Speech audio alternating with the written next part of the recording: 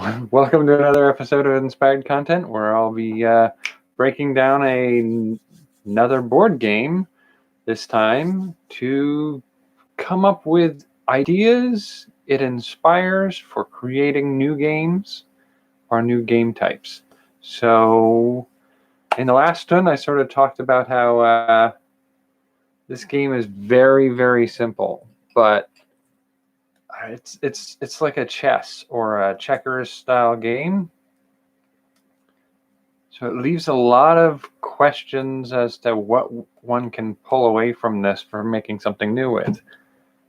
So let's get into some of the examples I came up with, starting with number one. Right away, one of the things you can do is enlarge the size of the board and include a mechanic almost like in Scrabble, where getting to a certain part of the board, there's a key area or two that's of higher value. So like a triple word score kind of a spot on the board that grants you something that gives you a higher advantage over your opponent in gameplay. Number two is using a non-square map system. I feel like this game would be kind of more interesting with theming. So give me a little more artwork that suggests a mob type environment. And one of the easiest ways to do that is change the board from a series of abstract squares with lines on them to actual parts of a city. I mean, you can still do the grid pattern, but each square should be a building and some part of the industry, and you control some of that industry by being in those areas. And one of your punks is fighting one of their goons in the post office or in the greengrocers or something like that. It just gives it a setting, because as it exists right now, it's just a series of squares. And I think for flavor and for storytelling and for immersion in the game, you need more of that. Number three. Now this one, it's one of the few unique and interesting mechanics of this that I saw, was the chauffeured car playing piece functions as a character. So it does the work of a character on the board, but it also can ferry other characters around in ways that they couldn't otherwise move in. So in this case, it means that like the king can ride in the car, or the mob boss can ride in the car, and now your boss character can move all the way across the board rather than one square at a time. I kind of like that idea for a piece that can move all other pieces around the board in new ways, get them further, and in part, there's the potential of having like I said earlier, a bigger board, and in this case, potentially changing up the terrain so that some characters can't go to some areas because they can't get past a barrier of some kind, that the car can. So it's a way of moving characters from one territory to another.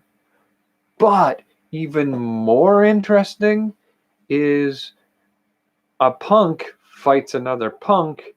They might kill each other in the streets. I kind of feel like having the car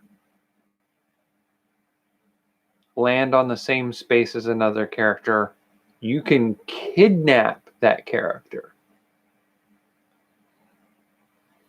And make that somehow advantageous in the gameplay.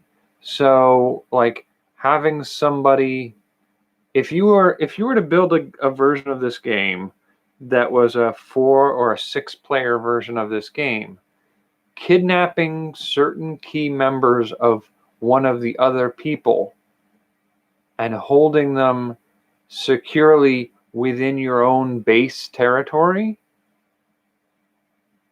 means that you can make them work with you in an alliance as part of like the ransom for that character back.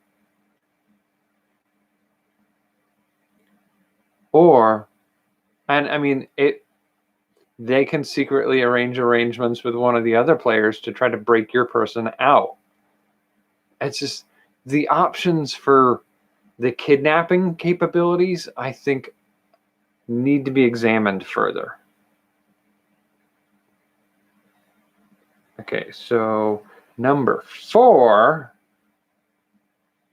One of the things about this game is it's how easily or how simple the design is. The design is so simple that if I didn't give you the box, if I simply just gave you the board,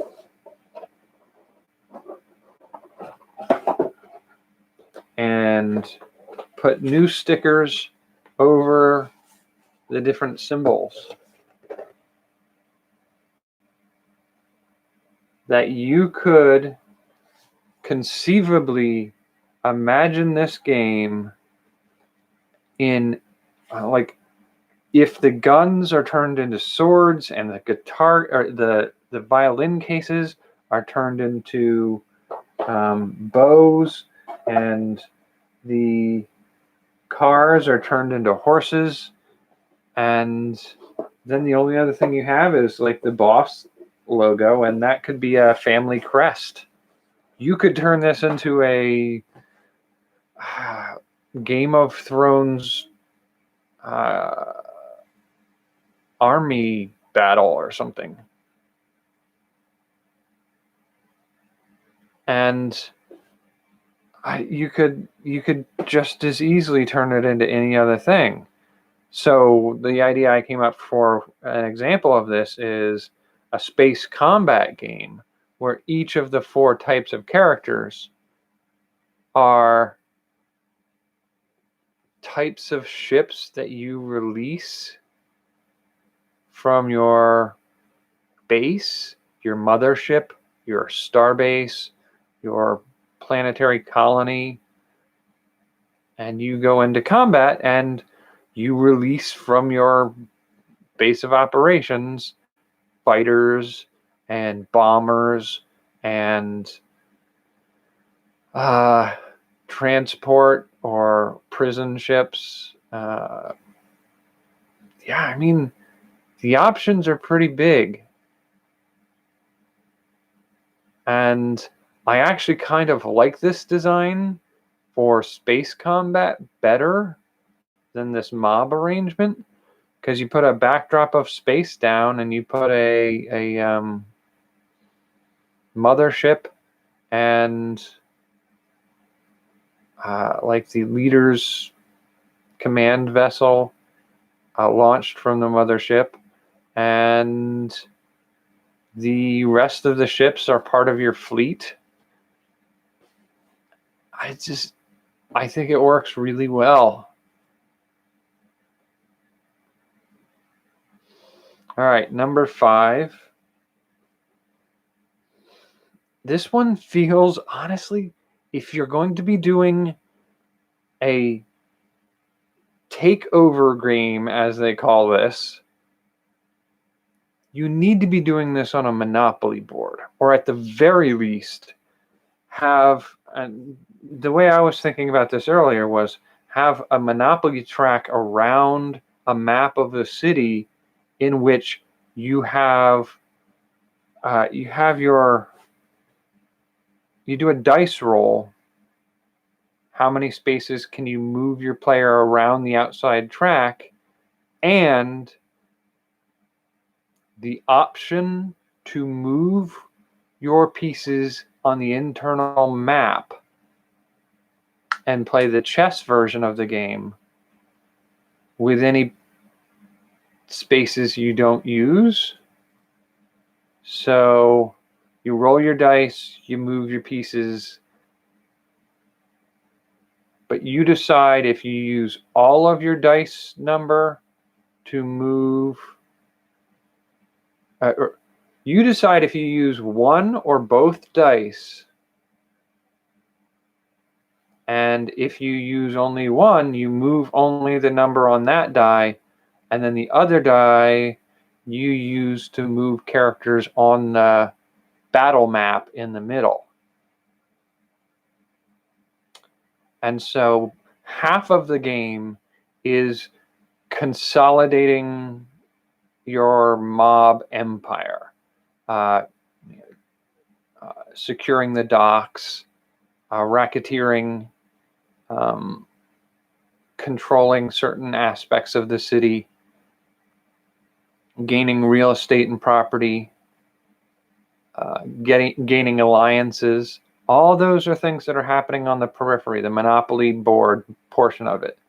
The city map is where the fights happen internally.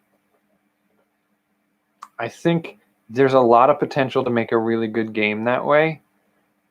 It's not quite all lined out, so if you try to do this, you're certainly welcome to make a game like this. Let me know what you figure out. There's some mechanics that can go any which way you want to try to make them work. And, this is by no means a blueprint on how to do it. It's a creative prompt. So let me know what you create. I'd love to hear about it. And I've got a couple in here that I want to play with. And one of them is, I feel like if you were to really, really do mob relations between the option of doing a Monopoly style around your chess style internal game is one way to go. The other way to go is a game like Risk. Instead of a world map, it's a city map. Instead of armies, they're different gangs and mobs. That feels more like what this game should be. Not that this style of game mechanic doesn't work for some types of gameplay. It's a decent game to play. I feel like it very weakly was addressed to the story. It's not even cosplay. It's not a remasking of what it is. There's no story, there's no art, there's no design. It's just some simple mechanics, and you're being told it's a mob game. Whereas if I want a mob game, I want some of that story, I want some of that art, I want some of that setting. And these last two here, the Monopoly version and the Risk version, I think are a better format for laying out what that would be like. So those are my ideas right here for this game. Hopefully there's some inspiration in there for you. And I may dredge up some of these and play with them a little bit more in the future. If you do, please tell me what you create. I'd love to hear about it. So thank you for joining me for this episode. I will see you in the next one. Take care. Have a good night.